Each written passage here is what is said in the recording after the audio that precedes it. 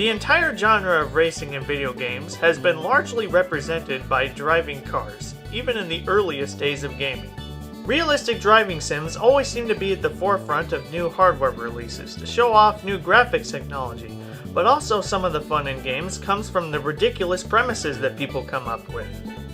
Like taking away friction, trading in that X-Wing for something that can carry more passengers, or amassing an army to get your revenge against the local warlord. Honk honk, Kublai Khan, where my gold at? So again, while there's a lot of realistic driving sims out there, the theme of this video is going to center on games where cars are the focus, but the game is something out of the ordinary or unique.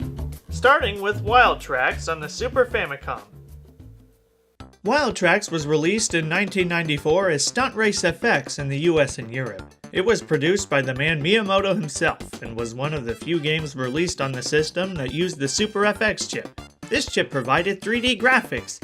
In this game it rendered the body of the car and even the course itself, which was very advanced for a console game at the time. And the cars have eyes that spin around and look right at you. It's easily classed as an arcade style of racing game where you're not just worrying about your placement in a race, but also the time you have left between laps and checkpoints. Additionally, you have damage that can happen to your vehicle throughout a race to keep an eye on, as well as a boost meter for, well, like, boosting, bro. I like how there's billboards on the courses with just Mario and Kirby's faces on them and nothing else. Not even advertising the old plumbing service or the all-you-can-eat buffet. Star Fox stuff shows up too, and if you desecrate their advertising, one of them swoops down and gives you a boost.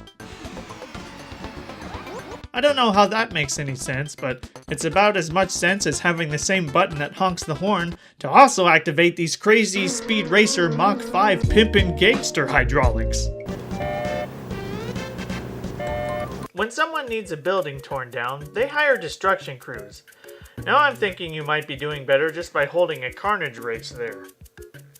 Flat Out Ultimate Carnage is a revving symphony of destruction filled with crazy racing fare and a number of different activities. You get turbo by damaging other vehicles in the environment, and there's a lot of environment to wreck. It's actually pretty cool to see this much demolition for a game released in 2007. There's an entire second campaign dedicated to stunt challenges, destruction derbies, and races where there's a focus on destroying things instead. The people making this game one day probably had a production meeting where they sat down and watched Goldfinger. They saw this part and said, okay, that's good, we can use that. But you know what this needs? 50 times more power than basketball hoops! There's a whole host of stunts like this, and it'd be fun to try some of these in real life, but I'd probably heavily injure myself.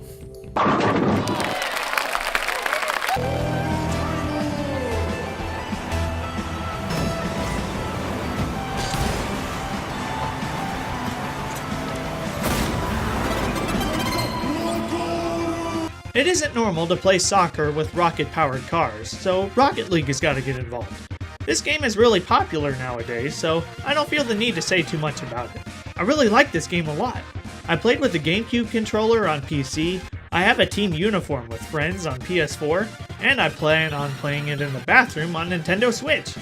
I know there's a separate game mode that includes power-ups that I haven't bothered to play until now, and it has grappling hooks! This game just got even better!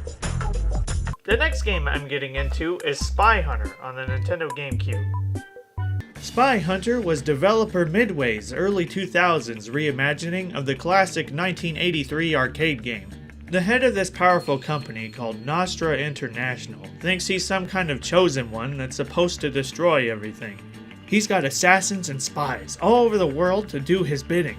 The International Espionage Services formed a team called Spy Hunter to combat this world threat. And to help do it, they got a real fancy car. A fancy car with all the high-tech gear. Rockets, machine guns, targeting computers, flamethrowers, and a boat transformation. And even more. I'd like to think they shoved a soda fountain in there too. The game is split up into missions that also have secondary objectives, and you have to complete some of the secondary ones in order to unlock the next level. And the objectives and settings make each mission have good variety. High-speed combat car chases, disarming bombs with an EMP launcher in train tunnels, delivering a truck to the most insanely powerful helicopter ever, He picks up that entire truck without missing a beat, man! And there's parts where you dodge these bomb force field deals that look like those electric plasma globe things. I think this tricked out car game has a solid gameplay formula, and it'd be cool to see more games like it.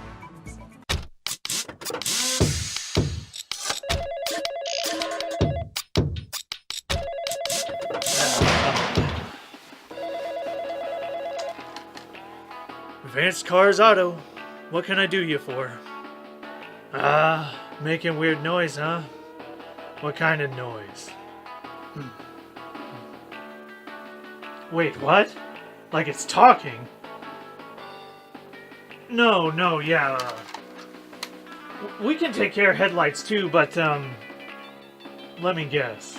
They're starting to look like huge cartoon eyes all of a sudden? No, yeah, I know.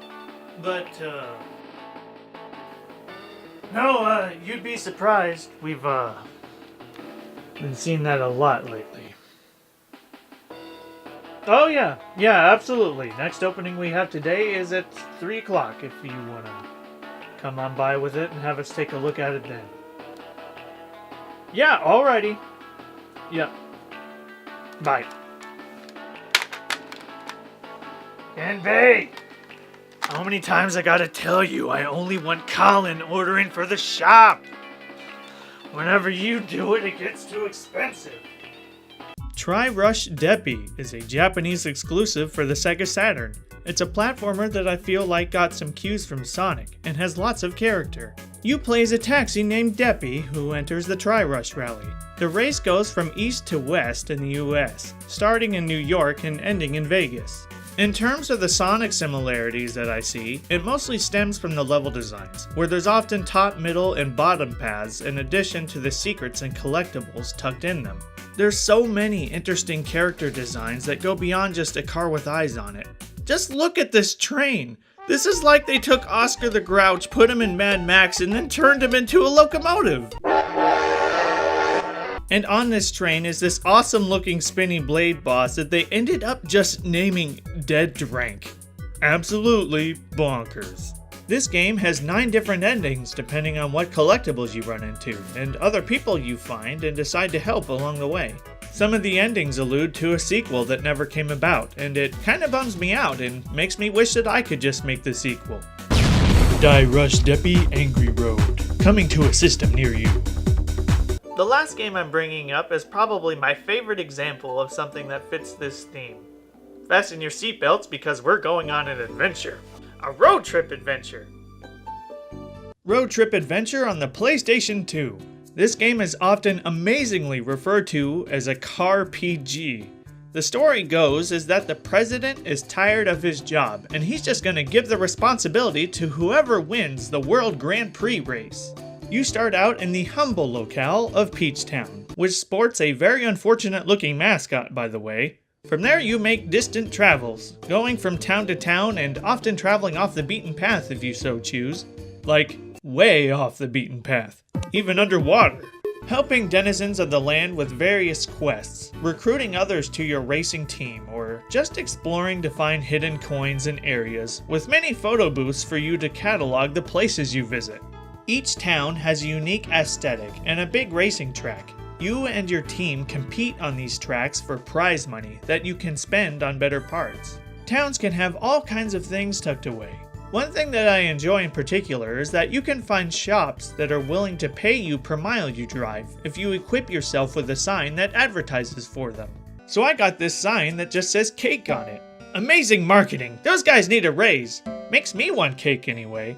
Mini games can be found in the world, like mountain climbing, golf, where you just ram the ball, and dude, check this out because this is a great one. 2 words, car soccer.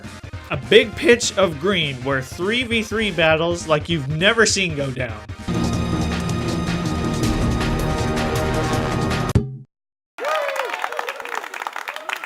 Road Trip Adventure has a fine sense of humor and charm, and I find it to be very unique compared to a lot of other games. Driving down the sometimes lengthy roads, especially like this highway here at night, it fulfilled its namesake for me. It made me feel like I was on a road trip.